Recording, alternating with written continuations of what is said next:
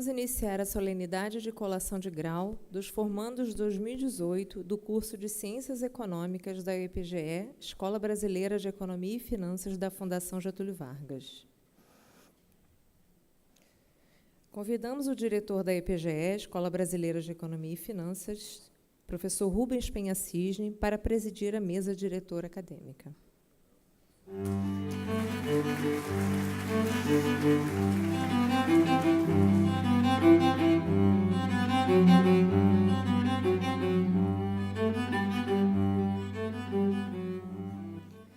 Convidamos os coordenadores da graduação, professores André Arruda Vilela e Luiz Henrique Bertolino Braido.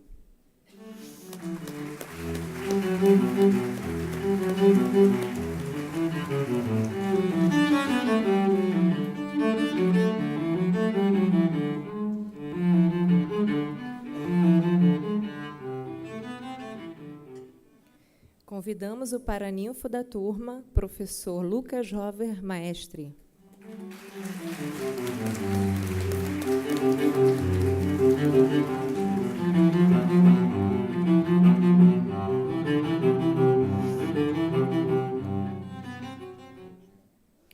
Convidamos o patrono da turma, professor Carlos Eugênio Ellery Lustosa da Costa.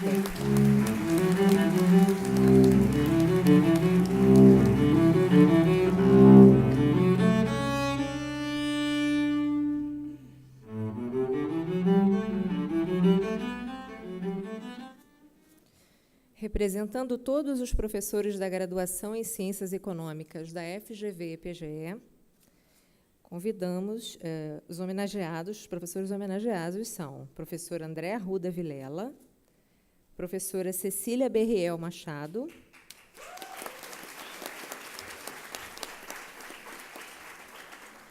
professor César Augusto Ramos Santos, professor Edson Daniel Lopes Gonçalves, professor Renato Fragelli Cardoso, professor Yuri Saporito.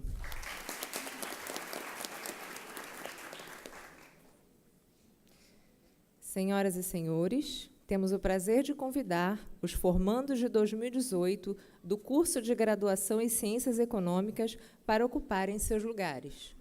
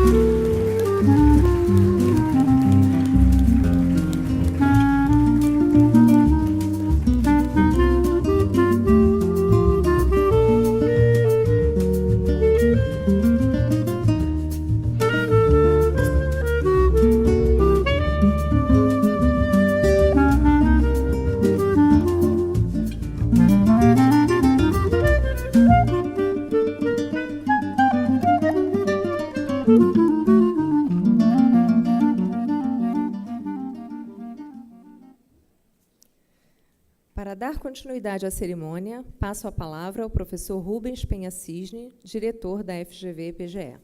Boa noite a todos. Declaro aberta a solenidade de colação de grau dos formandos do ano de 2018 do nosso curso de graduação em Ciências Econômicas da EPGE-FGV. Escola Brasileira de Economia e Finanças. Nós vamos agora dar início à execução do Hino Nacional Brasileiro. Peço a todos, por gentileza, que se levantem, aqueles que assim o desejarem. O estandarte nacional está à direita do palco.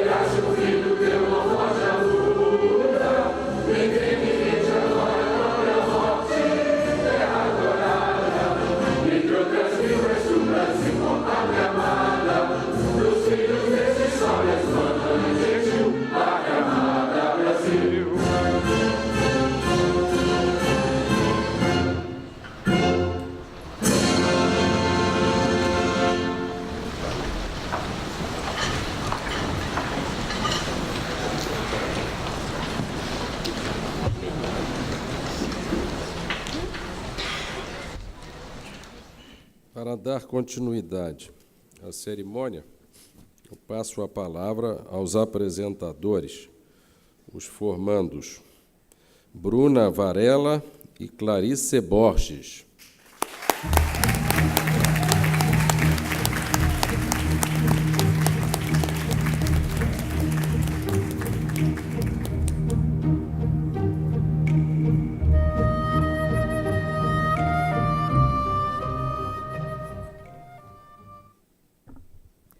Boa noite. A todos vocês, ilustríssimos componentes da mesa, professores, funcionários, pais, familiares e amigos, que dispuseram de seu tempo para nos prestigiar nessa solenidade, uma boa noite.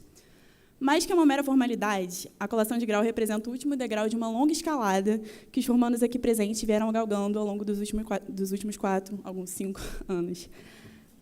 E, olha, não foram poucas as vezes que a gente achou que a gente ia cair ou se jogar desse penhasco, não, viu? Assim, digo com tranquilidade que essa graduação foi um dos maiores desafios da vida de cada um dos aqui presentes. E é aí que está a importância desse momento que vocês estão compartilhando conosco. Aqui, a gente aprendeu a enfrentar nosso adversário mais difícil, nós mesmos, com todos os nossos limites e inseguranças. E essa cerimônia é o marco da nossa vitória. A única certeza que temos é que não sairemos desse auditório da mesma forma como entramos no 12º andar há 4 anos atrás, quando o professor Rubens nos convencia com seu tradicionalíssimo discurso a não cursar medicina ou engenharia. E que bom que não fomos. É com extrema felicidade que os formandos do curso de Ciências Econômicas de 2018 agradecem a presença de todos nesta noite tão aguardada e que marcará o início de uma nova jornada em nossas vidas. Daremos início às homenagens. Representando nossa turma, convidamos o formando Pedro Feijó para entregar a placa de homenagem ao nosso querido patrono, o professor Carlos Eugênio Eleri Lustosa de Costa, que fará após um breve discurso.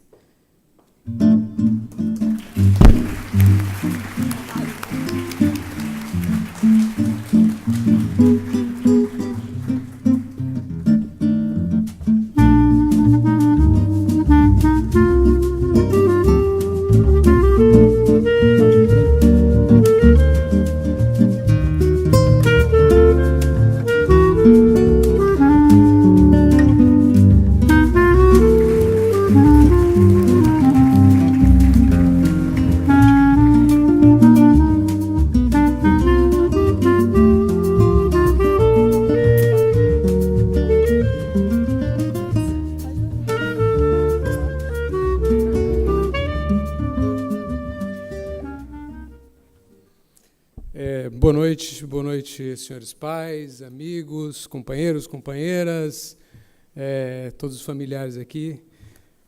Boa noite aos meus, muito em breve, colegas de profissão. Primeira coisa, muito obrigado pelo convite. É uma lisonja enorme, uma grande honra estar aqui.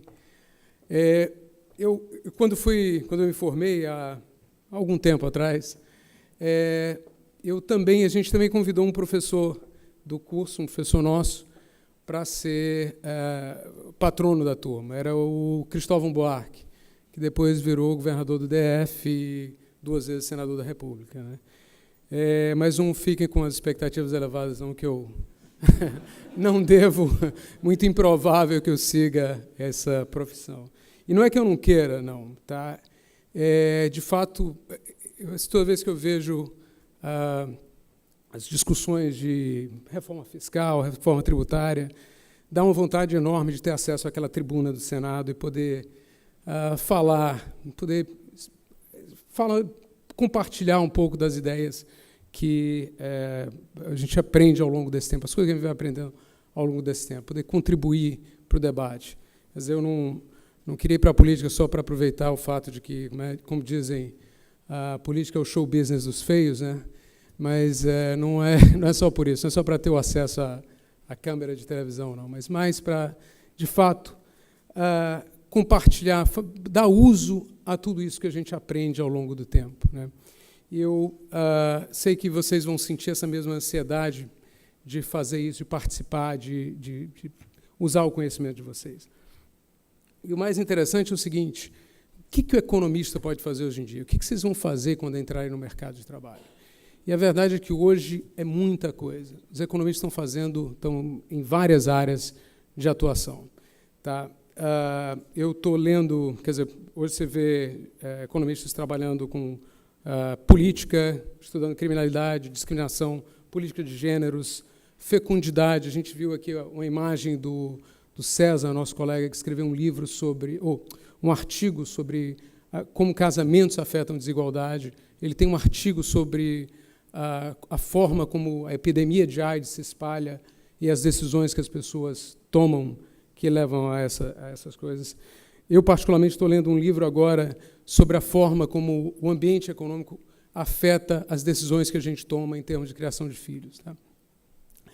E o que qualifica, o que nos dá, digamos, a segurança de entrar em tantas áreas? Isso, na verdade, a gente deve a um economista chamado Gary Becker, que morreu recentemente, Prêmio Nobel de Economia de 1993, e, essencialmente, o que o Becker fez foi redefinir a ciência econômica não a partir do escopo da ciência. Quer dizer, no fundo, nós somos cientistas sociais, e ele dizia, o que nos torna economistas não é o objeto de estudo da gente, mas a forma como a gente aborda.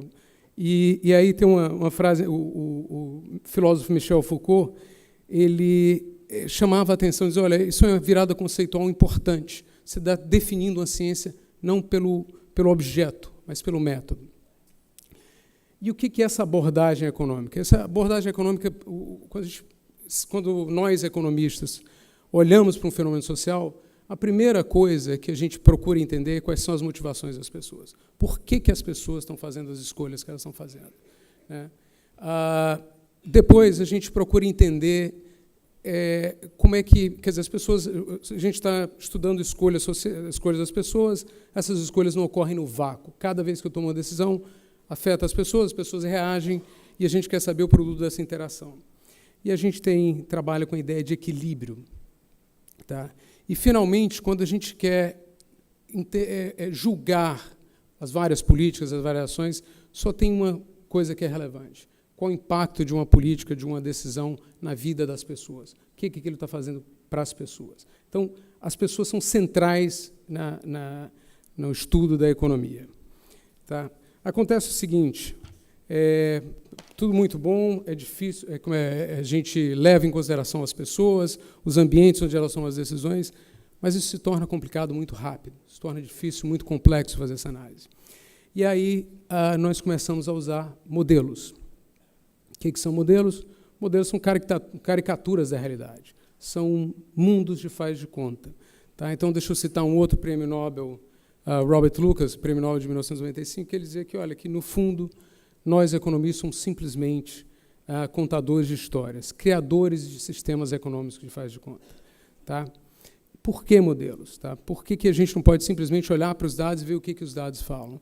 Na verdade, deixa eu citar aqui, então, literalmente, mais um prêmio Nobel aqui, Lars Hansen. Tá? Ele diz o seguinte, ainda que queiramos abraçar a evidência raramente fala por si só. Ela requer uma modelagem ou um arcabouço conceitual para interpretá-la. Ou, dito de outra forma, economistas e qualquer outra pessoa precisam de duas coisas para chegar a uma conclusão, dados e uma forma de dar sentido a esses dados. E aí a construção de modelos se torna importante. Modelos também são importantes porque eles são instrumentos para a gente criar realidades hipotéticas. Nós, economistas, não podemos nos dar o luxo de experimentar com a sociedade. Nós não podemos brincar de fazer política monetária para ver o que funciona e o que não funciona. A gente tem que tentar antecipar as coisas e modelos são úteis para isso. Tá?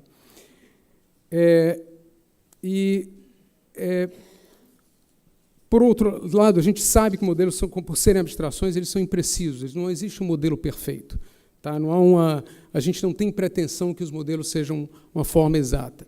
Tá? Então, sem inocência criticar os modelos por eles não serem uma descrição precisa da realidade, é também importante lembrar que, ao usá-los, nós mantenhamos os olhos abertos às suas limitações potenciais. Ainda que precisamos, pelo menos implicitamente, nos apoiar com arcabouços teóricos para interpretar e agir com base na evidência, isso não é livre de preocupações. Ninguém escreveu ou escreverá um modelo perfeito. O modelo é sempre uma simplificação, uma abstração. Não tem nenhuma pretensão de ser a explicação completa da realidade. Há tipicamente incerteza com relação ao quão longe o modelo pode nos levar até encontrarmos dificuldades quantitativas e erros no seu uso. Tá? Que pé isso vai deixar tudo? O que isso quer dizer para a ação de vocês daqui para frente? Tá? Decisões prudentes e inteligentes não requerem conhecimento pleno. Tá? Elas requerem simplesmente que vocês avaliem incerteza e descubram suas consequências potenciais. Incerteza não significa que a gente deva cruzar os braços, fechar os olhos e nada fazer até certeza completa. Tá? Então, dizendo de outra maneira, o conhecimento que vocês adquirem aqui, que vocês adquiriram e vão adquirir mais ao longo do tempo, é para ser usado. Tá certo? E, para usá-lo, vocês vão precisar ter uma certa arrogância. E eu digo isso no seguinte sentido, é importante ter a arrogância de nunca aceitar o argumento de autoridade. Vocês têm o direito de serem convencidos. Vocês não precisam aceitar algo porque alguém mais senior ou qualquer coisa está dizendo aquilo. Cobrem o convencimento. Tá? Mas vocês precisam também ter humildade. Tá? Humildade, como eu disse, para reconhecer o limite do conhecimento. Humildade para se colocar na posição do outro e lembrar que o outro também tem o direito de ser convencido. Tá? E humildade para lembrar que o conhecimento social é muito maior do que o conhecimento de cada um de nós. Fiquem sempre com os ouvidos abertos, tenham sempre a capacidade de ouvir que os outros sempre têm alguma coisa a ensinar a gente. Tá? Então, só para concluir aqui, quando eu olho para vocês, eu lembro dos sonhos que eu tinha quando me formei. Tá?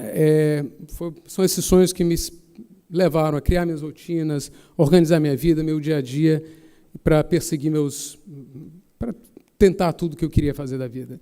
Tá? E alguns eu consegui conquistar, outros não. Mas uma coisa interessante é o seguinte: eu sempre costumava antecipar, seja na vitória, seja na derrota, uma coisa muito maior do que viria. Tá? Quando eu me formar, quando eu terminar o doutorado, quando eu virar professor associado, tudo vai ser maravilhoso. Se eu for reprovado, se eu não for aceito na universidade que eu mais quero, se o meu artigo não for aceito, minha vida vai ser um inferno. Nada disso, tá certo? Nenhuma conquista transforma a vida da gente maravilhosa, nenhuma derrota transforma a vida da gente no inferno. Tá? A graça da vida está, de fato, na luta. A vida é o dia a dia, o processo. Tá? Nesses tempos de reforma da Previdência, eu podia pegar uma metáfora da macroeconomia e dizer que a gente não deve olhar só para o estado estacionário, tem que se preocupar com a transição. Mas deixa eu pegar palavras mais bonitas de John Lennon. Vou citar em inglês, mas life is what happens to you when you're busy making other plans. Tá? Muito obrigado.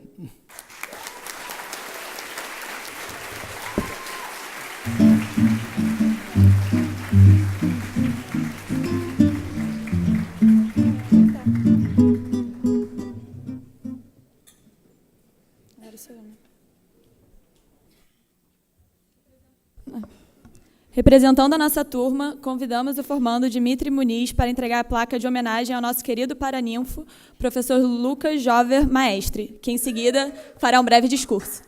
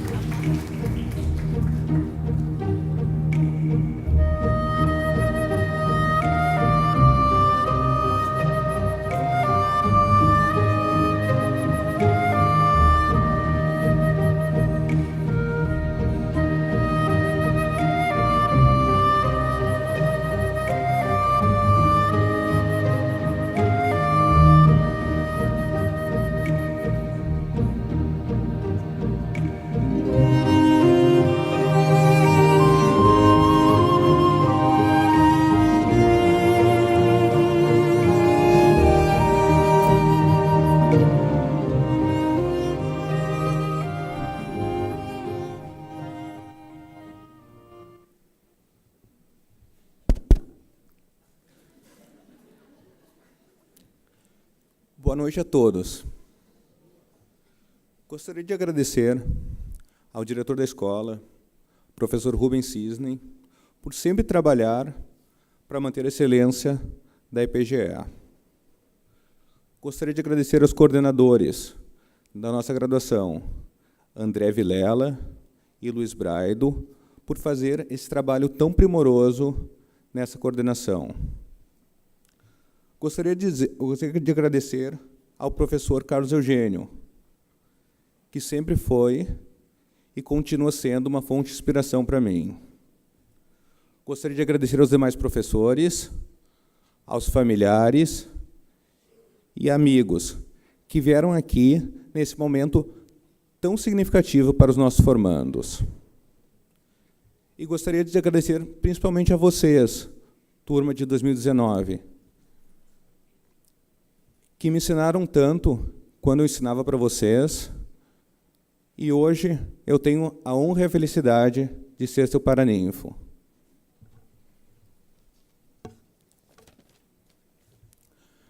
Discussões econômicas e políticas sempre estiveram presentes na minha vida, desde quando eu era muito jovem. As discussões eram acaloradas. Eu ainda me lembro, numa ceia de Natal, quando a mesa foi virada. Eu queria entender o que estava acontecendo, quais argumentos faziam sentido e quais não faziam. Então, comecei a ler livros e revistas sobre economia e história. Como a maioria dos jovens, eu sonhava com um mundo menos desigual e mais justo.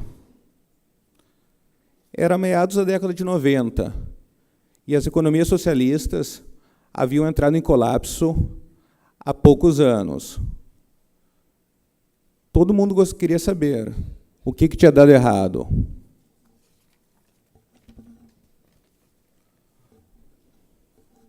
Logo me pareceu que o comportamento humano, as motivações das pessoas, não poderiam ser ignoradas quando a gente quer entender o sistema das sociedades. Isto é, incentivos são importantes, e esse se tornou o principal tema da minha vida acadêmica. Quando eu vim para a EPGE e vi a ementa do curso de Microeconomia 3, que eu iria ensinar, abrangendo o comportamento econômico sob informação simétrica, isto é, o estudo formal de incentivos à economia, eu tive duas reações. A primeira reação é: isso vai ser muito legal. Eu vou ensinar o que eu tenho estudado há muito tempo. A segunda reação foi: vai ser um grande desafio ensinar alunos de graduação nesse nível de profundidade. Foi uma grande satisfação quando eu vi que não apenas consegui cobrir a ementa, mas também nós vimos vários tópicos adicionais. Alunos da EPGE, vocês são realmente um ponto fora da curva. Meus parabéns. Em nossa escola, levamos muito a sério o curso de graduação. Estamos sempre tentando aprimorá-lo. Nosso curso é nacionalmente reconhecido pela qualidade. Tentamos sempre dar o nosso melhor e extrair o melhor de vocês. Mas todo esse esforço seria em vão se não fosse a qualidade, a dedicação e a responsabilidade dos nossos alunos. A gente sabe das noites mal dormidas, das horas que alguns gastam no trânsito, vindo para a escola. A gente sabe das dificuldades da lista de exercícios, das questões de prova desafiadoras, dos finais de semana que vocês passaram estudando, o tempo que vocês deixaram de passar com seus pais, amigos, namorados e namoradas. Mas verdadeiras conquistas, gente, nunca são fáceis. Como diria o grande filósofo e economista britânico do século XIX, John Stuart Mill, o aluno que não é exigido aquilo que não consegue fazer, nunca fará o que consegue. Economistas, os desafios serão ainda maiores daqui para diante.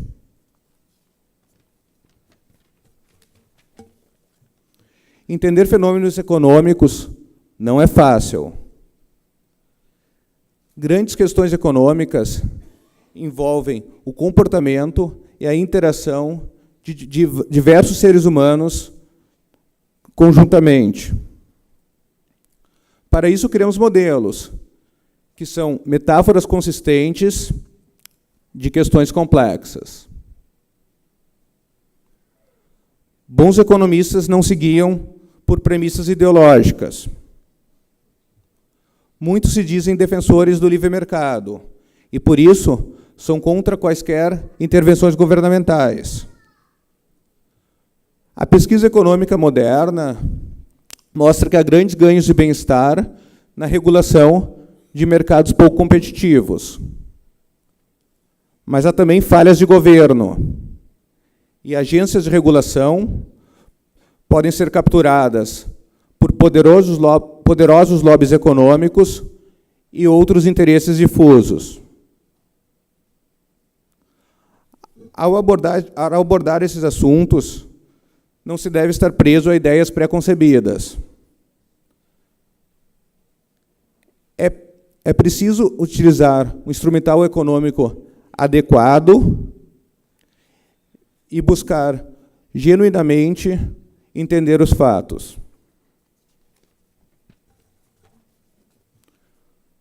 Economistas, o trabalho de vocês será questionado, mas que o debate seja salutar. Todo mundo precisa saber ouvir. Posições extremistas, imutáveis, que não aceitam questionamentos e críticas, não contribuem para o progresso e para a construção do saber. É preciso identificar os limites da nossa compreensão, testar nossas premissas e estar disposto a mudar de ideia quando a evidência assim indica.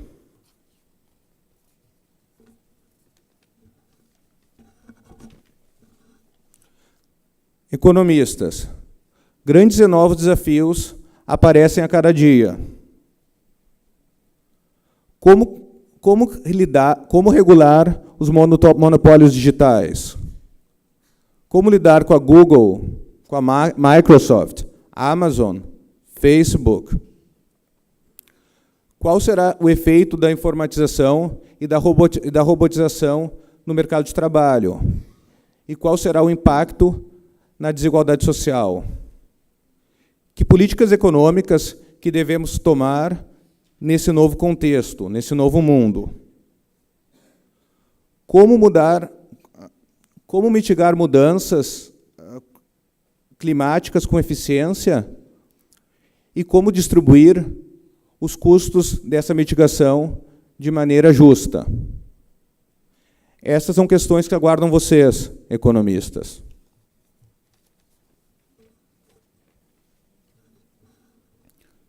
Ser um bom economista não será tarefa fácil. Respostas simplistas e muitas vezes perigosas para questões importantes e complexas sempre estarão no meio de nós. Mas eu tenho certeza que esse não será o caminho que vocês irão tomar. Apesar do conteúdo extenso e desafiador, vocês frequentemente me traziam questões que iam muito além do que era visto em sala de aula. Frequentemente, também, linkando o conteúdo da nossa matéria com a realidade. Essa vontade que eu vejo em vocês de ir além, de superar as dificuldades, de aproveitar cada oportunidade de aprendizado, farão de vocês os economistas que a nossa sociedade precisa. Que cada um de vocês continue dando o seu melhor. Que aprenda humildemente com seus erros e fracassos. Que celebre suas vitórias e, acima de tudo, que seja feliz. Muito obrigado.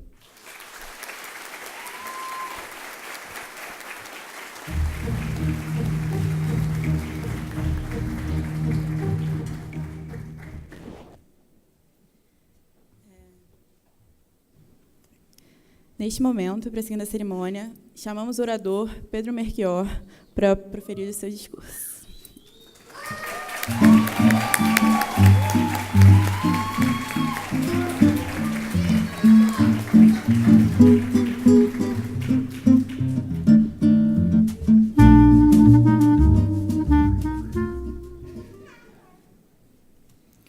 Excelentíssimo diretor da Escola Brasileira de Economia e Finanças, professor Rubens Cisne, senhores coordenadores da graduação, professor André Vilela e professor Luiz Henrique Braido, patrono, Carlos Eugênio, e paraninfo, Lucas Maestre, queridos professores, colaboradores, amigos e familiares. O futuro tem muitos nomes. Para os fracos, é o inalcançável. Para os temerosos, o desconhecido. Para os valentes, é a oportunidade. Nos últimos anos, nós, 27, fomos expostos a uma cultura de excelência que permeia os corredores dessa fundação, mais especificamente do 10º e do 11º andar do seu prédio sede. Nós, 27, aprendemos muito nos tornamos íntimos de um campo que nem sempre nos é amistoso, mas que disciplina o nosso pensamento e expande o nosso rigor analítico, de forma proporcional ao quanto nos dedicamos a ele. Nos tornamos ávidos por processos lógicos bem definidos, comprovações e evidências. E era de se esperar. Estivemos rodeados pelos pesquisadores e pelos professores mais alto calibre da ciência econômica no Brasil. Não importa onde você procurar, as, como eu falei, tão aclamadas por nós, comprovações e evidências vão estar por toda parte. Hoje estamos oficialmente credenciados a um futuro no qual nós sempre seremos protagonistas. Podem sair desse palco presidente do Banco Central, diretores do FMI, CEOs de empresa, como também podem não sair. E, no fundo, isso não importa. Não importa o caminho que nós escolhemos seguir. Almejemos sempre tal excelência e sejamos sempre inquietos e incessantes, nos forçando a permanecer fora da nossa zona de conforto, como nos acostumamos tantas vezes a permanecer no período da graduação. Mais do que tudo, não estejamos sossegados até encontrar, de fato, algo que nós amamos fazer. Fomos, além de tudo isso, uma geração que transcendeu de forma notória as paredes das salas de aula. Muitos dos aqui hoje presentes viveram períodos de extremo sucesso e desenvolvimento pessoal e profissional em entidades como a Empresa Júnior, a Liga de Mercado Financeiro, o Diretório Acadêmico, a FGV+, a Atlética e tantos muitos outros. Conseguimos, em uma primeira experiência profissional para a maioria, aplicar a racionalidade desde cedo plantada pela escola, deixando traços duradouros em cada uma delas. Aproveitamos a oportunidade de estar em uma faculdade que é composta somente por cursos de excelência, conhecendo perspectivas diferentes e até mesmo por vezes divergentes e aprendendo a respeitá-las. Pela primeira vez, nós experimentamos criar legados. Mas não foi fácil. Por muitas vezes, nós estivemos em um estado conforme nosso querido Hugo eternizou, esgotando, mas seguindo em frente. E para manter tal incessante trem nos trilhos, contamos com a ajuda de núcleos e principalmente de pessoas de calibre equivalente aos nossos mestres e nossos doutores. Aprendemos a enxergar os fracassos e os momentos difíceis como oportunidades de superação, de buscar sempre fazer o melhor. Nesse árduo trabalho de manter tudo da forma mais retilínea possível, de nos alimentar com doses de tranquilidade, com a confiança de que vai dar tudo certo, deixo um agradecimento mais do que especial para pessoas como a Andressa, o Márcio, a Claudinha, a Helena, a Sheila, a Beralda e tantas outras que foram tão importantes para a gente no nosso dia a dia. Um reflexo de que é possível, sim, tornar tudo mais humano aqui foi a recente experiência com a prova do ENAD, no qual todos transparecemos um sentimento muito familiar e de certeza de trabalho bem feito. Ressalto também a participação contundente do pessoal do núcleo de salas, expulsando economistas em formação das mais diversas salas de estudo da Fundação Getúlio Vargas. Em tempo, perdão por tanto trabalho dado a altas horas da noite. Prometemos que a causa era nobre. Um abraço especial ao nosso querido Ronaldão, que nunca deixou de ter um sorriso no rosto em qualquer um desses momentos. Por muitas vezes, expulsos da praia de Botafogo 9-0, emendamos noites em claro para buscar o melhor resultado possível no dia seguinte. Mas o importante é, nós fizemos isso tudo juntos. Equilibramos tudo isso com idas ao Ilustre Bigode, festas acadêmicas, intercâmbios, carnavais, jogos universitários e tantos outros momentos de alegria compartilhada. Contudo, não sejamos prepotentes. O clima hoje é de conquista, a noite é de celebrações, mas hoje é o dia que, na verdade, começa uma das nossas maiores missões, talvez a mais nobre delas. John Keynes, ao final de Ensaios da Persuasão, enunciou que o papel do economista deve ser tal qual do dentista. A economia, o nosso tão ímpar objeto de estudo, não deve ser superestimada, assim como os assuntos de maior importância não devem ser sacrificados em função do problema econômico. Em outras palavras, o economista deveria buscar o conserto daquilo que está quebrado, ao mesmo tempo que traz algumas modestas melhorias às vidas da pessoa, assim como faz um dentista. Porém, o que acontece quando a gente não cumpre o nosso papel na prática? Será que a economia fracassou? A culpa é dos economistas e da sua ciência? Muitas vezes, estamos acostumados a um ambiente de extrema desconfiança, quase uma condição sine qua non dos nossos dias. Por vezes, somos taxados como vilões, em outras, até como oportunistas. Em um hipotético ranking de desconfiança, certas vezes a gente deve perder somente para a classe política. Momentos esses nos quais temos o dever de sermos os especialistas e anunciarmos gloriosas soluções à luz da teoria econômica. Vamos falar, então, de um caso prático? Todos aqui hoje presentes certamente se lembram de uma das mais recentes turbulências econômicas que atingiu o nosso país, a greve dos caminhoneiros do ano passado. O episódio, de forma clara, evidencia os desafios da nossa profissão. E por que isso? Em pesquisa divulgada pelo Datafolha, 87% dos pesquisados foram favoráveis à greve e ao movimento dos caminhoneiros, mas, aproximadamente os mesmos 87% foram contrários a cortes no orçamento público ou aumentos de impostos para que as reivindicações da classe fossem atendidas. Peço aos meus colegas da graduação aqui, formandos ou não, que voltem alguns anos na memória e se vejam sentados nas primeiras aulas de introdução à economia, encabeçada pelo ilustre professor Renato Fragelli. Tão presente na nossa rotina e nosso próprio processo lógico nos anos seguintes, o conceito de restrição orçamentária é um dos primeiros conceitos com os quais nos debruçamos em nossa trajetória na escola. Em suma, a restrição orçamentária é o limite às escolhas de bens e atividades que um consumidor pode fazer até que seu orçamento seja totalmente exaurido. Segundo a pesquisa, pela opinião popular, recursos finitos, no caso dinheiro, precisariam ser destinados às demandas dos caminhoneiros no ano passado. Mas, ao mesmo tempo, esses recursos não deveriam surgir de um montante de recurso maior, unicamente atingido por um aumento de impostos, mas também não deveriam surgir de um remanejamento dos recursos que já existem, via corte no orçamento do governo. Considerando o escopo apresentado, fica óbvio a contradição e a impossibilidade lógica transparecida por uma mesma opinião popular. Nos vemos diante, portanto, de uma incômoda assimetria de informações entre a realidade analisada pela ciência econômica e a realidade percebida por uma parcela relevante da população brasileira. O Brasil já venceu uma pujante hiperinflação. O Brasil sabe o que fazer, mas o Brasil não entende ainda o que é juros, nem entende o que a própria inflação é. O país não entende o que é oferta e nem demanda, muito menos como esses e outros conceitos básicos da ciência econômica se relacionam. Como a gente pode discutir uma reforma da Previdência se o grande público não possui esses entendimentos que hoje são básicos para nós aqui formados? Dada esse ambiente de grande confusão, muitas vezes qualquer coisa pode fazer sentido, principalmente o que você quer acreditar, ou aquilo que lhe é mais confortável, principalmente. Nesse sentido, nesses momentos, nós não somos diferentes dos homens dos idos de 1500, pré-iluminismo, quando, então, estamos simplesmente admitindo a nossa velha ignorância. Toda vez que jogamos o braço para o alto, em sinal de frustração, e nos voltamos ao velho "o Brasil não tem jeito", estamos nos impedindo de conquistar uma compreensão mais profunda e científica daquilo que fez, e faz também hoje, as grandes nações prosperarem. Estamos abdicando do nosso primeiro passo para a solução das nossas profundas mazelas estruturais. A crítica aqui tecida, todavia, não deve também deixar de ser uma autocrítica.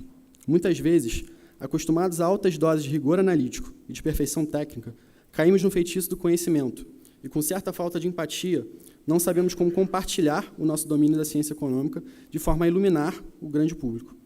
Como Marshall certa vez disse de forma genial, abre aspas, tive um sentimento crescente nos últimos anos de que um bom teorema matemático que lida com hipóteses econômicas era muito improvável de se tornar uma boa teoria econômica no geral. Nesse sentido, fui mais a fundo nas regras. Primeiro, use a matemática como uma abreviação da linguagem, mais do que como um mecanismo de pesquisa. Segundo, utilize ela até que você tenha terminado. Terceiro, traduza para o inglês, no nosso caso aqui hoje, o português. Quarto, ilustre com exemplos que são importantes na vida real. Quinto, queime a matemática. Se você não for bem-sucedido ainda no quarto passo, queime o terceiro. Esse último eu fiz muitas vezes nos últimos anos. Fecha aspas. A nossa missão aqui, portanto, como recém-economistas, é fortalecer o poder do diálogo e, assim, nos tornarmos guardiões dos conceitos aqui adquiridos na escola, com o dever de transparecê-los de forma prática, conforme as oportunidades surjam nos próximos anos. Hoje, de uma vez por todas, assumimos um compromisso grande, dado esse cenário de reducionismos e incertezas em que nos inserimos hoje, que evitemos as demonstrações triviais, as respostas análogas ao item anterior, que sejamos exaustivos, insaciáveis no nosso dia a dia, em disseminar o que foi, de forma impecável, passado para nós durante os últimos anos. Que sejamos sempre sonhadores e atores diretos de um mundo melhor.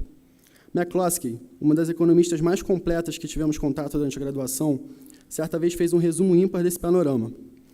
Ideias nem sempre são doces, é claro. O fascismo, o racismo e o nacionalismo são ideias com uma popularidade recente alarmante. Porém, ideias de fato doce e práticas para tecnologias e instituições lucrativas e o ideário liberal que permitiu que pessoas comuns pela primeira vez tivessem o seu momento, causaram uma grande divergência. Nós precisamos inspirar as massas de pessoas, não as elites, essas já estão bastante inspiradas. A igualdade perante a lei e a igualdade da dignidade social ainda são a raiz do florescimento econômico, bem como do espiritual, mesmo que os tiranos insistam em pensar o contrário. Bom, mais especificamente para cada um dos outros 26 aqui presentes, e agora também me incluindo nesse momento, antes de terminar aqui, eu gostaria de anunciar um trecho dos meus favoritos poemas, que levo comigo e busco reler em diferentes momentos, sejam eles de desafio ou de confirmação. Siga tranquilamente entre a inquietude e a pressa, lembrando-se que há sempre paz no silêncio. Tanto que possível, sem humilhar-se, vive em harmonia com todos que o cercam. Fale a sua verdade mansa e calmamente, e ouça dos outros, mesmo a dos insensatos e dos ignorantes. Eles também têm a sua própria história. Evite as pessoas agressivas, elas afligem nosso espírito. Se você se comparar com os outros, você vai se tornar presunçoso e magoado, pois haverá sempre alguém inferior e alguém superior a você. Vive intensamente o que você já consegue realizar. Mantenha-se interessado em seu trabalho, ainda que humilde. Ele é o que de real existe ao longo de todo o tempo. Seja cauteloso nos negócios, porque o mundo está cheio de astúcia. Mas não caia na descrença. A virtude vai sempre existir. E, além de tudo, sempre se lembre que o caminho é o fim, mais que chegar.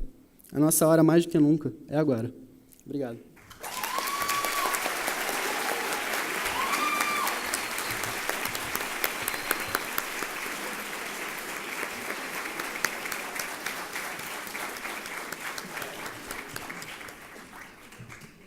Chamamos o formando Pedro Schott para fazer homenagem aos pais e convidamos os pais para ficarem de pé durante a homenagem.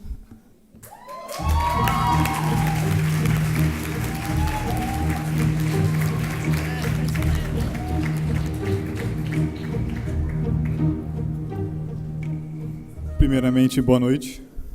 Aos pais agora. Vocês cuidaram de nós desde nosso primeiro contato com o mundo. Reorganizaram suas vidas em função das nossas.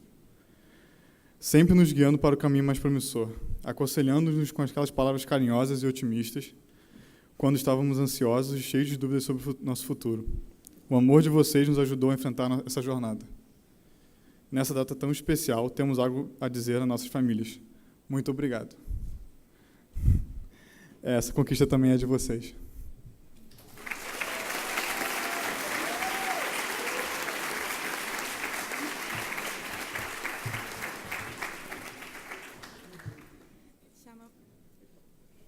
Chamamos agora o formando Felipe Borges para fazer homenagem aos amigos.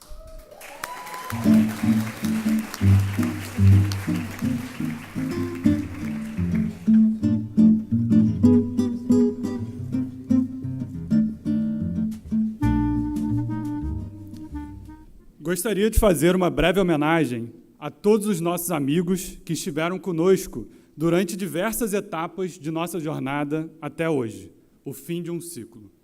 Aqueles que estiveram em nossas vidas há mais tempo e que nos ajudaram a passar pelo processo de transição entre colégio e faculdade, aqueles que entraram em nossas vidas durante a faculdade e se tornaram amigos para uma vida inteira, e aqueles que estão aqui presentes, dividindo esse momento especial conosco, o nosso muito obrigado. Que sejamos capazes de retribuir todo o companheirismo e a amizade que vocês nos deram ao longo desses anos.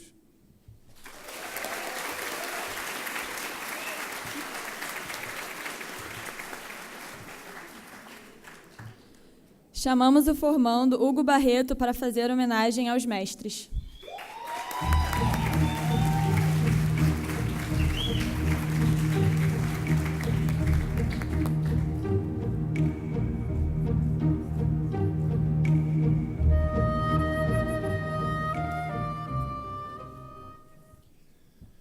O trabalho de lapidação do ser humano é exercício diário e constante. Exige dedicação, abnegação e experiência.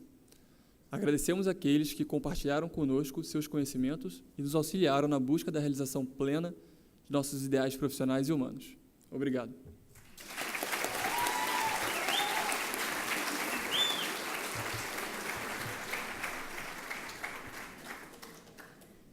Neste momento, em agradecimento a tudo que nossos mestres fizeram por nós nessa longa jornada, chamamos a formanda Beatriz Campos e o professor André Arruda Vilela para receber a sua homenagem.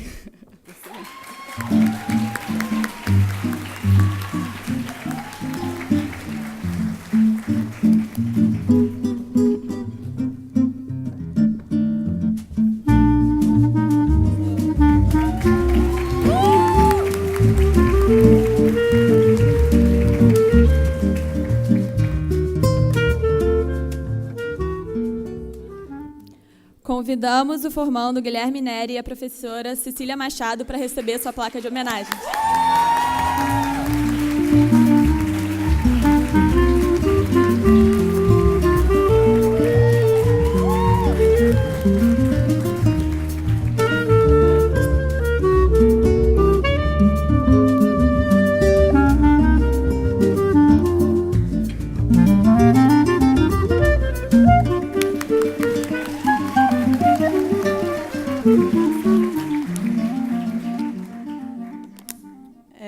nosso próximo homenageado, o professor César Augusto Ramos Santos, não pôde estar presente aqui hoje e ele vai receber a placa dele em algum outro momento.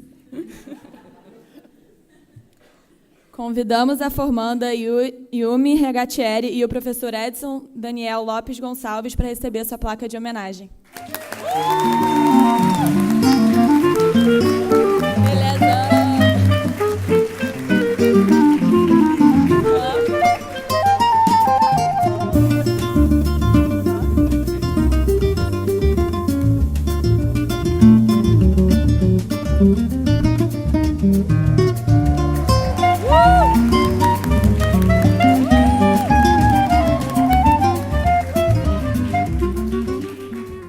Convidamos agora o formando Guilherme Neri e o professor Renato Frageli Cardoso para receber sua placa de homenagem.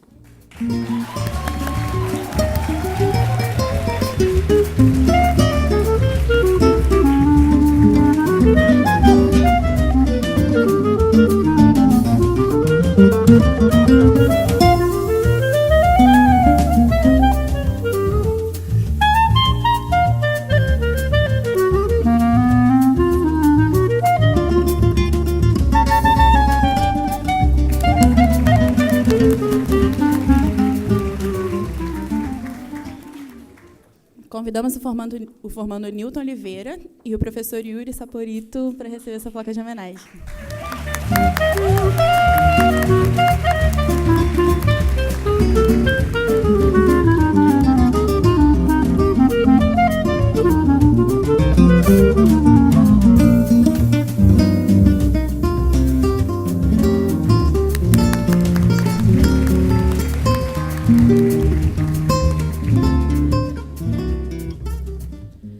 Chamamos a formanda Beatriz Campos para fazer homenagem aos funcionários.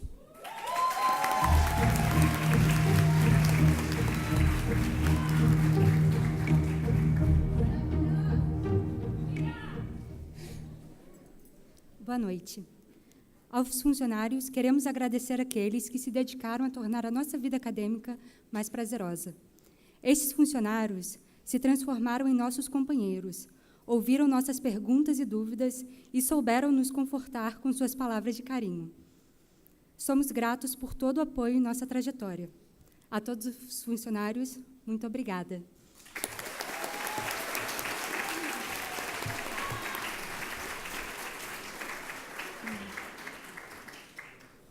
Convidamos o formando Dimitri Lima e a funcionária Andressa Rasmussen para receber sua placa de homenagem.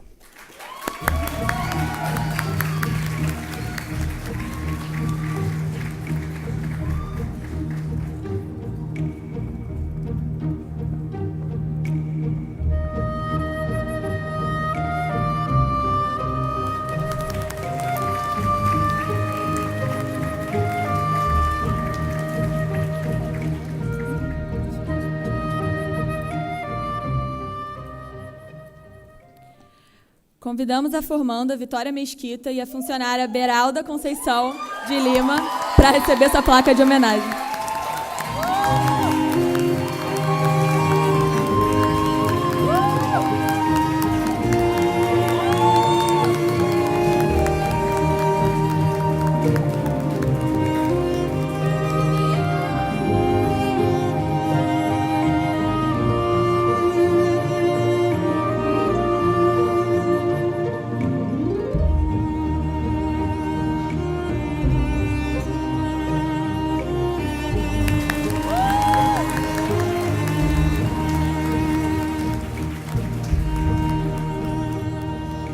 Convidamos o formando Matheus Reit e a funcionária Cláudia Helena Peçanha Cossique Pereira para receber sua homenagem.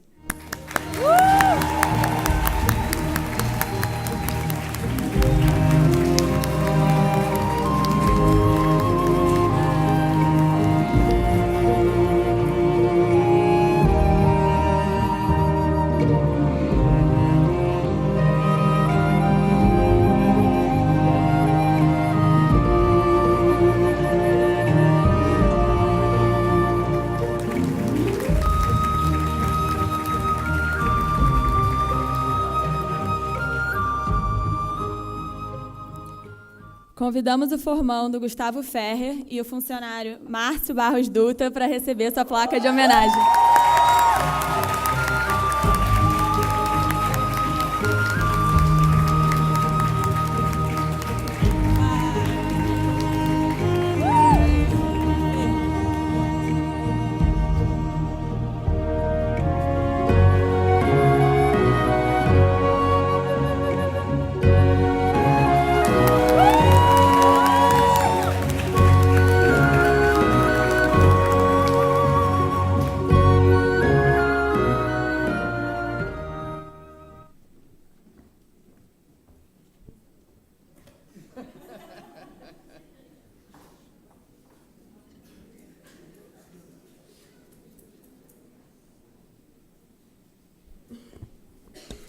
Antes de dar início ao processo de juramento e imposição de grau, eu gostaria de mencionar a gratidão da escola para com os funcionários que estão aqui. Alguns deles já foram citados, no caso da Cláudia, da Beralda, da Andressa, do Márcio, da Carla, que está ali também. Agradecer, a meu ver, os pais são os grandes responsáveis pela nossa alegria hoje também, não apenas os alunos que estão se formando. E fazer 3 considerações que eu acho importantes. São 3 pessoas aos quais eu sempre agradeço, mas só que hoje eu vou inverter a lógica do agradecimento. O primeiro deles é o Carlos Rai, que é amigo aqui da IPGE há anos. O segundo, o Marcelo Neri, que está ali. O Marcelo, sorriso que você deu quando o Guilherme veio aqui foi uma coisa maravilhosa. Eu estava aqui com inveja de você, foi muito bonito realmente. E terceiro, o nosso criador da graduação, o Renato Fragelli. O que eu quero dizer para vocês é que eu sempre agradeci a vocês por anos e anos de serviços prestados à nossa EPGE, à Fundação Getúlio Vargas e ao Brasil, todos 3. E hoje eu vou inverter um pouco. Eu vou agradecer a vocês por terem confiado à nossa escola a formação dos seus filhos, né? No caso do Carlos, o Matheus, no caso do Marcelo, o Guilherme, no caso do Renato, o Felipe. Isso é um agradecimento totalmente diferente, porque agora nós agradecemos por ter nos trazido alguns dos nossos formandos de hoje, 3 dos nossos formandos de hoje, dando a nós, os professores, a possibilidade de tentarmos construir, ao longo desse tempo, sobre o que eles vão precisar ao longo da vida. Então, eu estendo, através desses 3 exemplos, a todos os demais pais que confiaram na nossa escola e colocaram os filhos aqui, os mesmos agradecimentos, e estendo, através desses 3 alunos, do Matheus, do Guilherme e do Felipe, também o reconhecimento da excelência dos nossos alunos. É o que realmente nos move, e isso é muito importante para a gente. Então, Marcelo, seu sorriso tem toda a justificativa do Renato também, e do Carlos lá em cima também. Bem, nós vamos então agora fazer o juramento. Eu gostaria de chamar o formando Stefano Almeida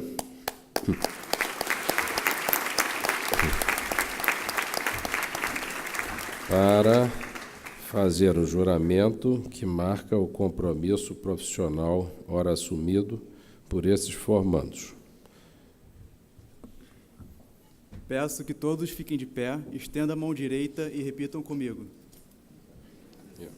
São os formandos.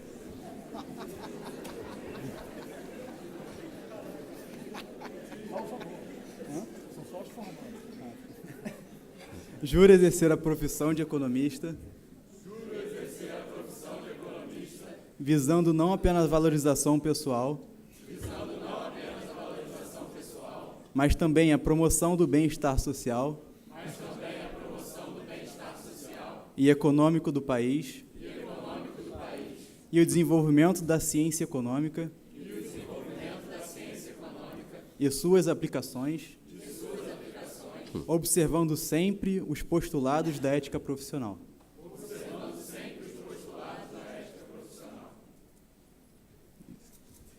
Muito bem.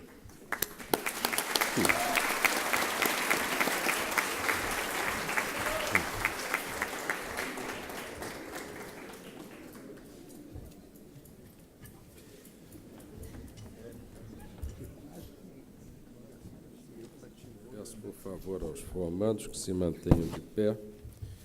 Eu gostaria de chamar para representar os formandos o formando Matheus Reich para receber a imposição de grau.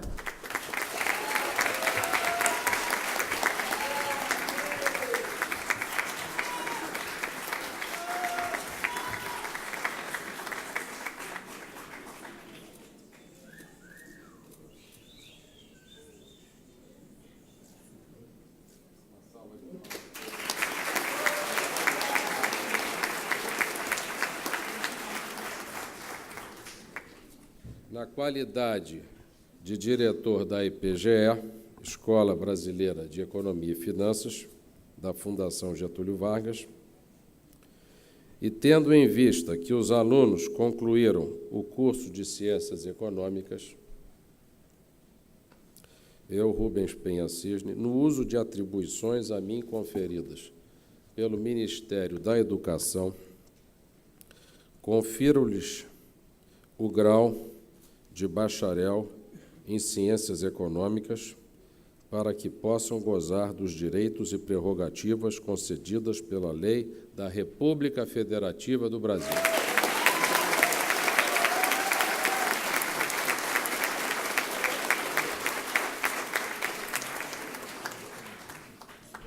Sim. Bem, passo novamente a palavra aos apresentadores, os formandos Bruna Varela e Clarice Borges.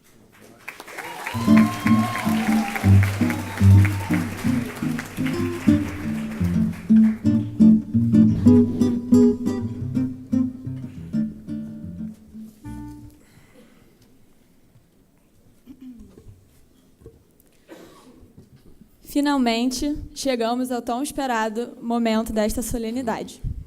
A entrega dos diplomas, que será realizada pelos componentes da mesa diretora. Este ato simboliza o resultado de muitos anos de estudo e dedicação. Simboliza a abertura de novos horizontes pessoais e profissionais e o início de uma nova jornada de desafios e conquistas. Seguindo a metáfora da escalada, esse é um momento em que cravamos nossa bandeira no topo da montanha. E para aqueles que acharam que a gente não ia conseguir, na maioria das vezes nós mesmos, agora é a hora do diploma. Eu peço, por favor, que todos os professores se levantem para a entrega dos diplomas.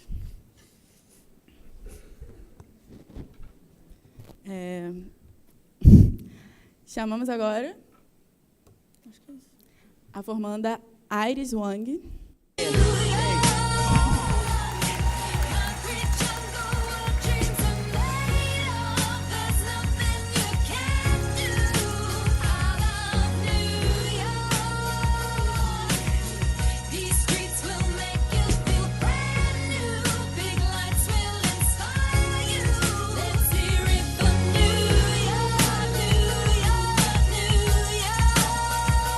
Ângela Azul.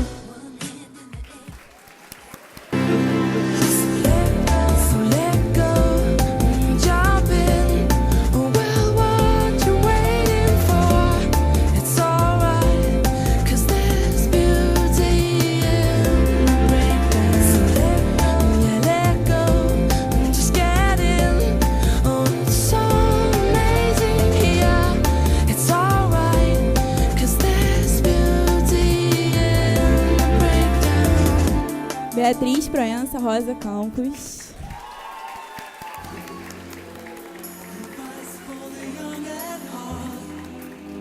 Soon we will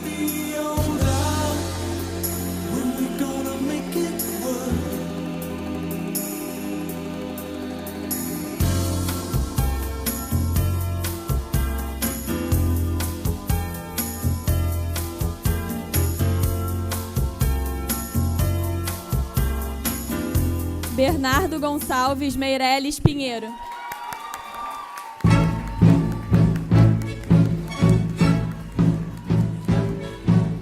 Don't tell me not to live, just sit and putter.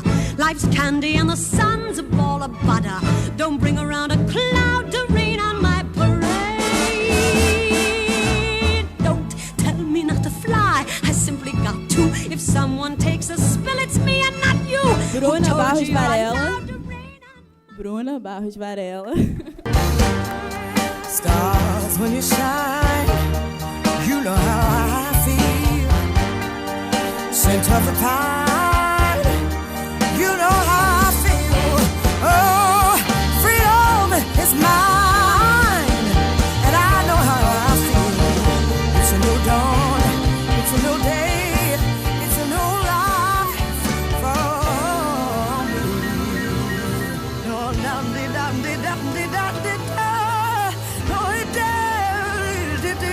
Bruno Oliveira Gonçalves.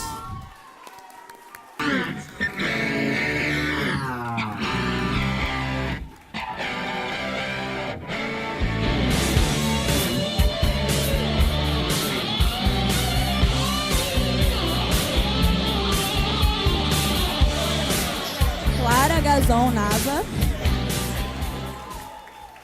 Feeling close, realizing all my dreams around this world. I don't wanna miss a thing.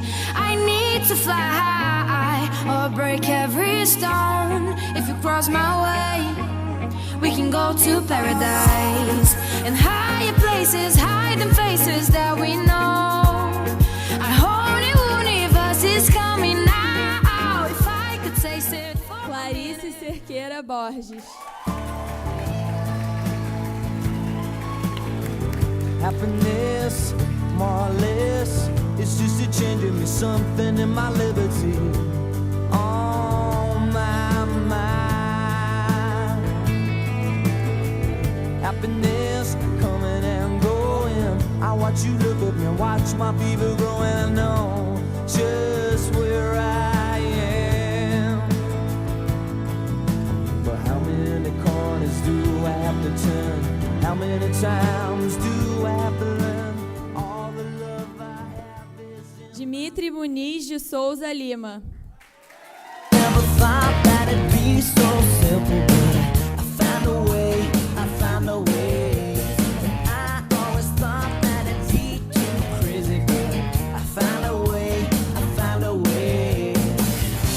If you open up your mind, see what's inside. Eric Proelsa Pralon.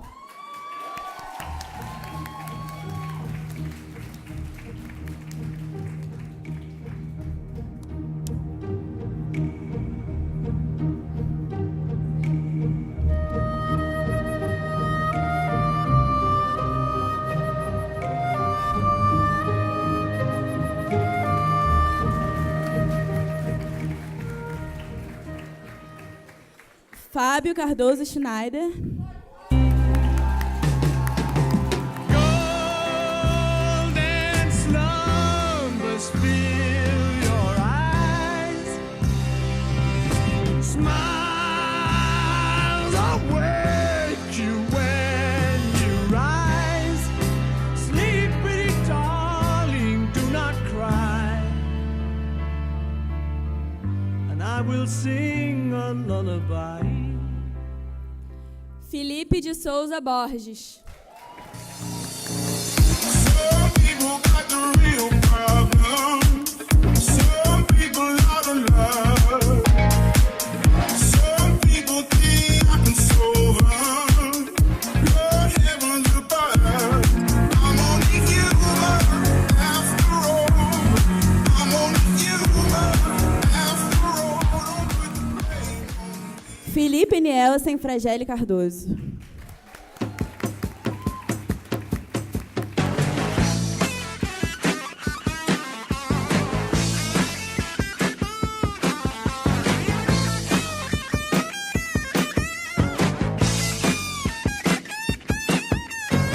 A solução pro nosso povo eu vou dar. Negócio bom assim ninguém nunca viu. Tá tudo pronto aqui, é só vir pegar. A solução é alugar o Brasil. Nós não vamos pagar nada. Nós não vamos pagar nada. É tudo free. Tá na hora, agora é free. Vamos embora da lugar. Os gringos entrar. Esse imóvel tá pra alugar. Os estrangeiros eu sei que eles vão gostar. Tem o Atlântico, tem vista pro mar. A Amazônia é o jardim do quintal. E o dólar dele paga... Guilherme de Almeida Neri.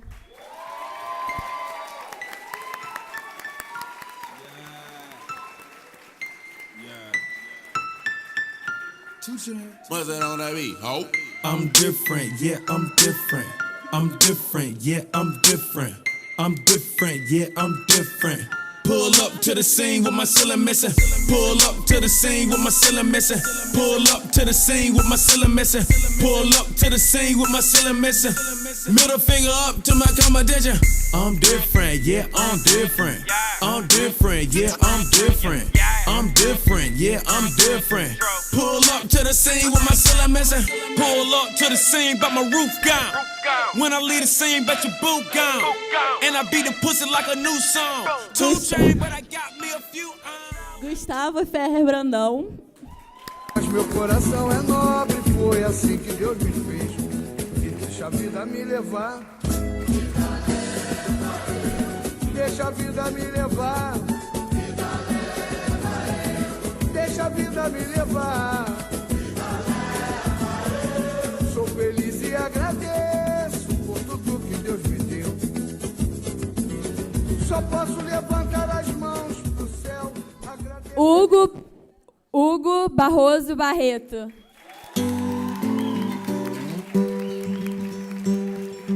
Blackbird singing in the dead of night. Take these broken wings and learn to fly. All your life you were only waiting for this moment to rise.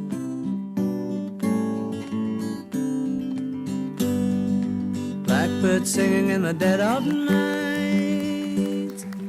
Take these... Júlio Sérgio Avelino dos Santos.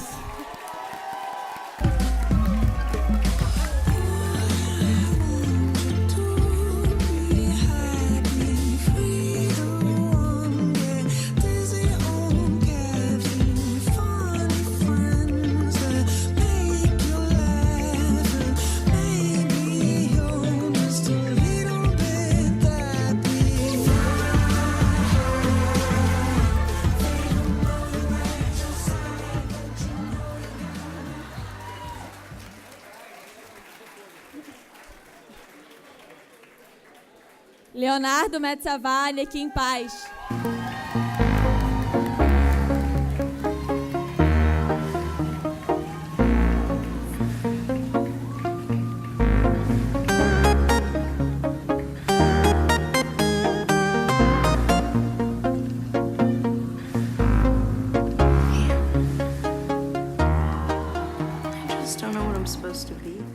Letícia Yumi, Ragatieri e Amatita.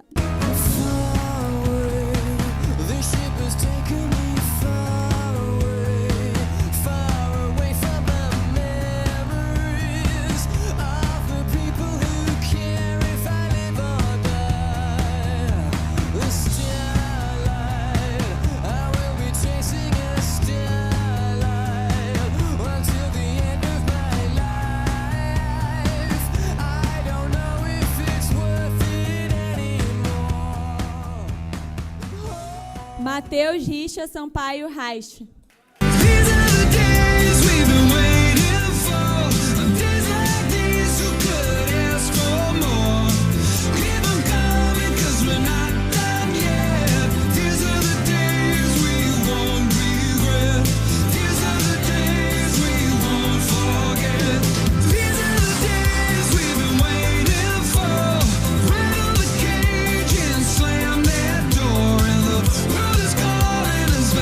Just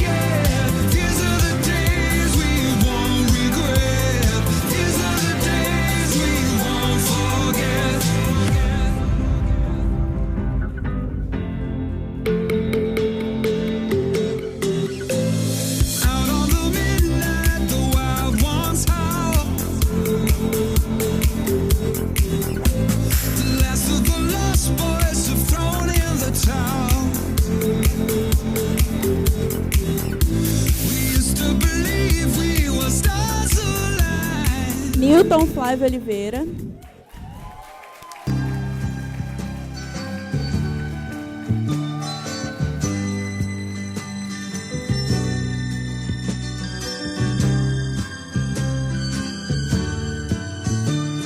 Se você vier me perguntar por onde andei no tempo em que você sonhava, de olhos abertos lhe direi. Pedro Carreira Merquior.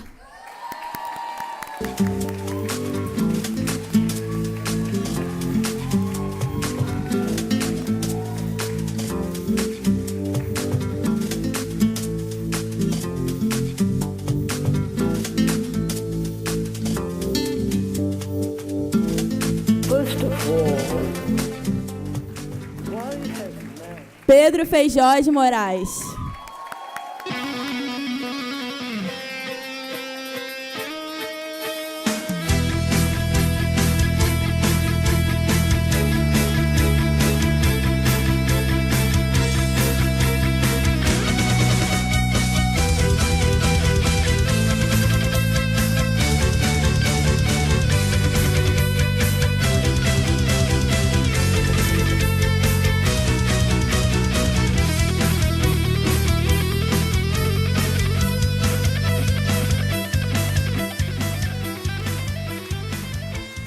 Pedro Levi Chote Pacheco. Now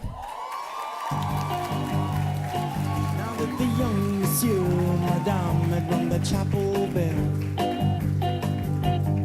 C'est la vie, said the old folks. It goes to show you never can tell. They furnished off an apartment with a Sears and Roebuck sale.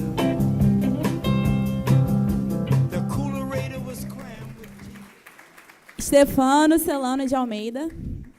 What has he got? If not himself, then he has not to say the things he truly feels, and not the words of one who kneels. The record shows. Vitória Paca Alves Mesquita.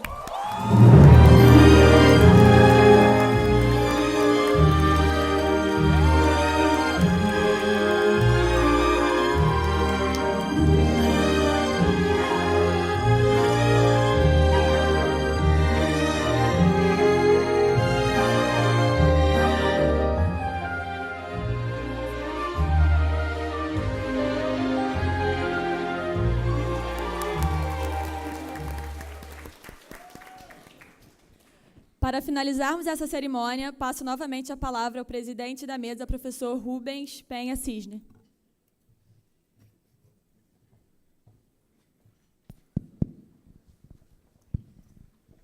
Tenho muitos motivos para estar muito feliz hoje, realmente estou, mas um deles é específico desse ano, que, em geral, eu não reconheço quase nenhuma, quando muito uma ou duas das músicas que os alunos escolhem. E esse ano eu reconheci 3, pelo menos. Blackbird, Deixa a Vida Me Levar, e tinha uma do Frank Sinatra, que eu não sei o nome, My Way.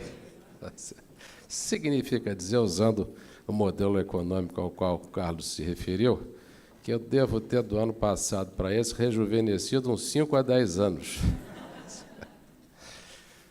Bem, é um dia de muita alegria, né? Eu já citei alguns amigos da IPGE que fizeram, nós temos os ex-alunos da IPGE que vêm aqui, em geral, eles têm uma participação também conosco, nessa hora de entrega, representando os demais pais, evidentemente.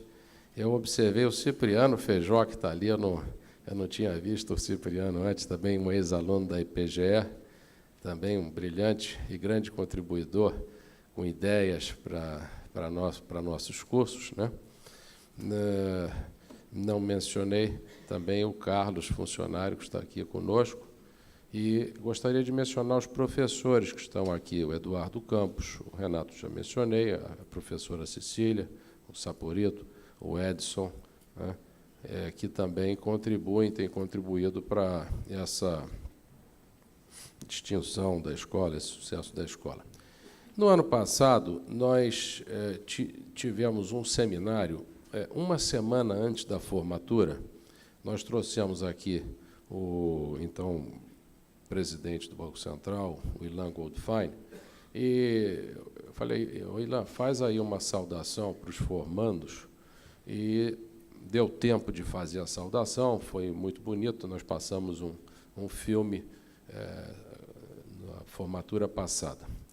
Esse ano, eu pretendia fazer a mesma coisa e quase consegui, porque nós também tivemos na semana passada aqui um seminário, agora não com o presidente do Banco Central, mas com um ex-aluno daqui da casa. Aliás, era um encontro de ex-alunos da casa, que é o Paulo Guedes, que está agora aí no controle da economia, e eu pedi, então, ao Paulo que fizesse uma saudação, mas não deu tempo, porque na hora que ele ia fazer a saudação,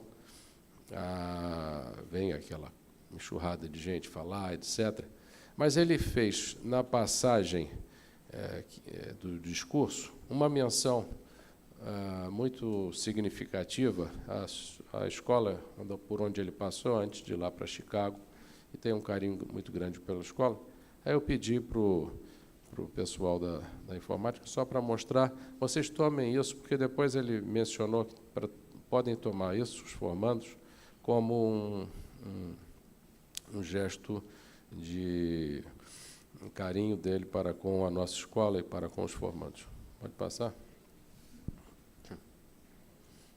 Você tem o brand building, que é a força do conhecimento, uma empresa de excelência, que é a EPGE, entre aspas, né, a escola, que é o core business, paga bem os professores, tem uma equipe motivada, faz pesquisas, isso cria o brand forte, e isso, na verdade, você distribui esse conhecimento Brasil afora e ganha escala que permite reforçar o brand de novo. Então, esse sonho de fazer uma empresa, uma indústria educacional forte foi feito aqui. Muito bem. Palmas para o nosso ministro.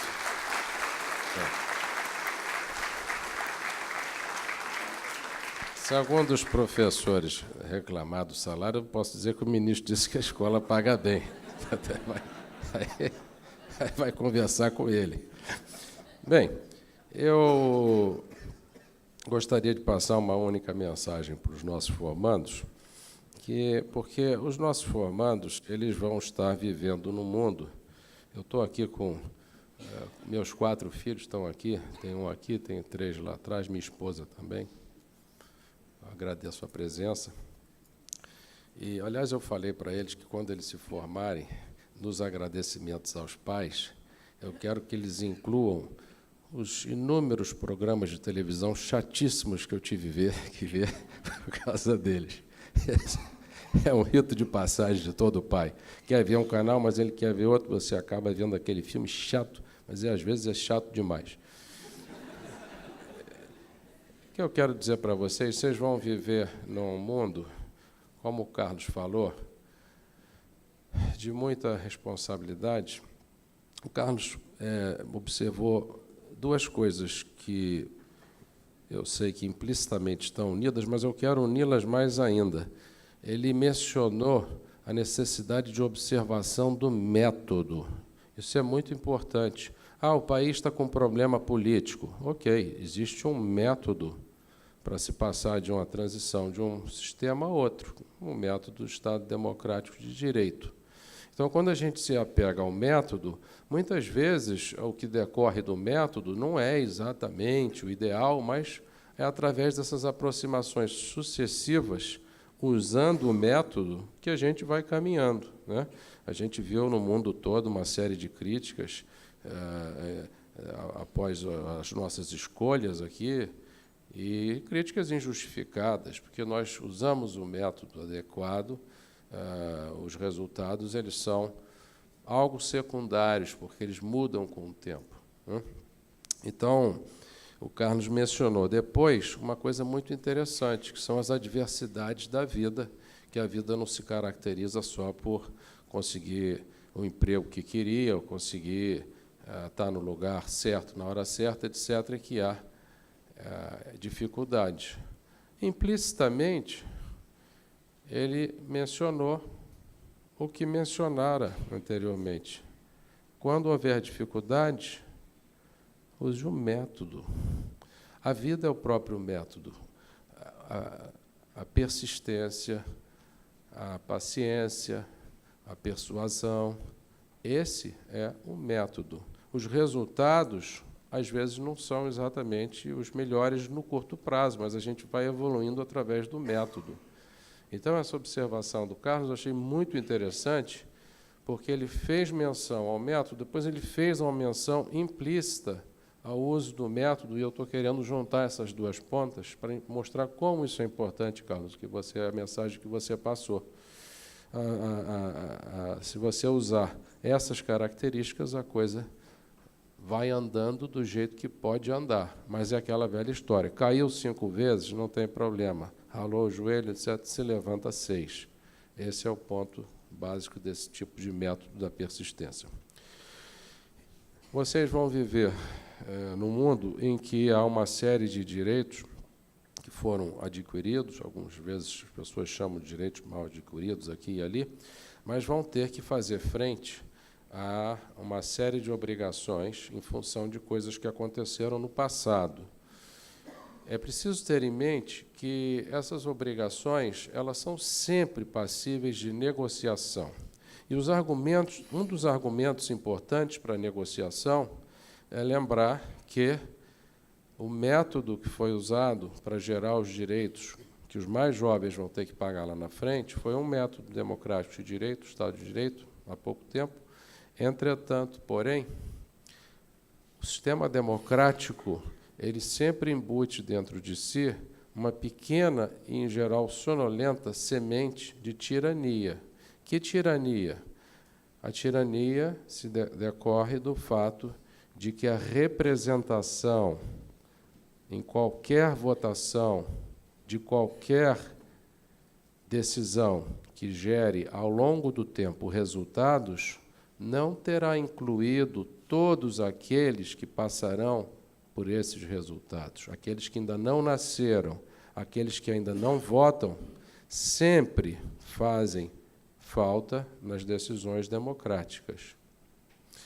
Então, não é um método perfeito, é o que a gente tem. Ele pode ser perfeito se a ele for somada uma dose de altruísmo entre gerações. Através do altruísmo entre gerações, as sociedades reconhecem essa falta de completeza na representação democrática, porque pessoas que não nasceram vão lá na frente estar sujeitas às decisões que foram tomadas ali, mas elas usam dessa capacidade de pensar nos outros, de internalizar o que os filhos e netos vão passar, e, através disso, elas não tomam decisões que desrespeitam outras gerações, né? Então, existe respeito entre gerações quando uma pessoa, ao nascer, é indiferente ao nascer na geração A, ou na geração B, ou na geração C.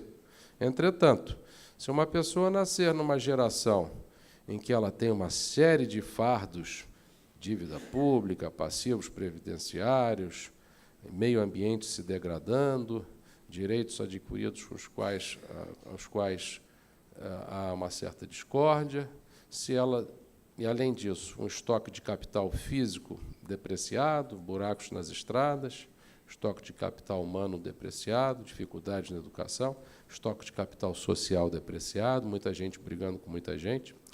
Se as pessoas veem esse tipo de situação, elas têm todo o direito e o dever de questionar. E não é um problema difícil de resolver, e nem a solução para isso é dar as costas para o nosso país. Pelo contrário, tem que se levantar o número de vezes suficiente para mudar as coisas.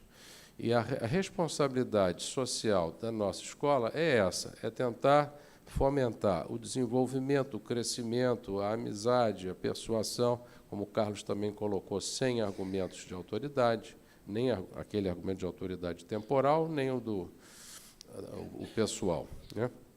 Então, é preciso vocês terem em mente que é muito fácil saber quando não existe respeito de uma geração para com outra, basta observar que há, nesse caso, algumas coisas que não são manuteníveis no longo prazo. Por exemplo, o sistema de meio ambiente, né? Será que é manutenível toda essa evolução que a gente está vendo aí? Provavelmente não. Ora, então é que, em termos planetários, está havendo um altruísmo intergeneracional um pouquinho menor do que deveria haver, né? Essa falta de representação dos mais jovens está sendo problemática, então os mais jovens têm que se levantar e fazer a reação. É para isso que, dentre outras coisas, que existe toda essa sequência de técnicas, de modelos, etc., é para defender o bem-estar, mas não é só o bem-estar de uma geração, é o bem-estar ao longo do tempo, é um bem-estar pensado e instruído que considera todas as gerações ao mesmo tempo, né? Esse aqui é o ponto fundamental. As asneiras derivadas de ação coletiva têm uma grande característica bastante nefasta. É que elas são muito fáceis de serem negadas, essas besteiras, mas muito difíceis de serem evitadas. Então, é preciso estar atento a isso, é preciso defender, usar todo esse conhecimento que vocês amelharam aqui na escola para defender o bem-estar ao longo do tempo, ao longo do planeta, ao longo das comunidades todas e assim por diante. Se vocês fizerem isso, vão estar deixando a todos nós muito contentes com a evolução desse processo. E, evidentemente, alguns vão voltar para fomentar esse processo que já dura mais de 60 anos, lá atrás, com a criação da escola, e assim vai. Então, essa é a mensagem que eu queria passar para vocês, de pensar intergeneracionalmente sempre, né?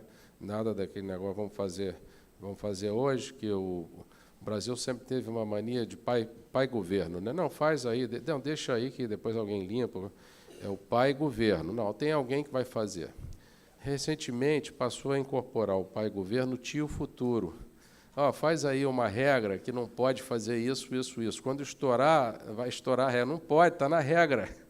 Bem, não pode contar dessa forma, nem com o pai-governo, nem com o tio futuro. Tem que contar cada um com a sua própria capacidade de agir e de pensar. Então, essa é a mensagem que eu queria dar para vocês. Nós vamos fazer agora, jogar o capelo para cima, não é o cabelo, é o capelo, né? Como um gesto de completamento, um gesto de expansão, né? Nesse gesto de expansão, fica realmente um pouco assimétrico se o lado de cá fizer esse gesto e o lado de lá ficar passivo, né? Então, eu vou tentar fazer uma certa coordenação, né? Vou contar até 3, né? Quando eu fizer 1, 2, 3... Não é agora. Peraí. Senão, vai voar aqui. Aí vocês jogam, mas aí o lado de cá pode gritar, falar, maravilha, o pessoal gosta de fazer barulho, né? Para ficar uma coisa... E os fotógrafos, esse momento faz a alegria... Esse momento é que faz a alegria dos fotógrafos. Preparem as câmeras, porque é realmente uma imagem muito bonita que vocês vão captar. Uma série de rostos sorrindo e uma série de chapéus voando. Então, vamos lá. Vocês querem contar comigo, por gentileza? 1, 2, 3...